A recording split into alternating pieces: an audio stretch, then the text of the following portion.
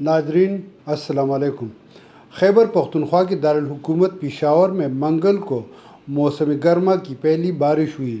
بارش کے نتیجے میں گرمی کا زور تو قدرے کم ہوا، مگر اس کے نتیجے میں حیات آباد اور پشاور صدر میں درختوں بل بورڈز کے گرنے سے کافی گاڑیوں کو شدید نقصان پہنچا ہے۔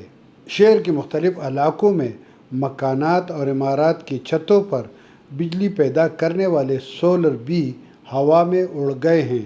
شدید آندھی اور بارش کا سلسلہ 1 گھنٹے سے زائد عرصے کے لیے جاری رہا، جس کے نتیجے میں مختلف سڑکوں اور بازاروں میں برساتی نالوں میں طغیانی اور سیلاب جیسی صورتحال پیدا ہوئی۔ 1 گھنٹے کی بارش کے نتیجے میں شہر بھر میں بجلی کا نظام درہم برہم ہو گیا ہے اور اب شہر کے زیادہ تر علاقوں میں بجلی کی ترسیل مکمل طور پر بند ہے۔ ساتھی کیمرامین اسد علی کے ساتھ شمیم شاہد، میدان ڈیجیٹل، پشاور۔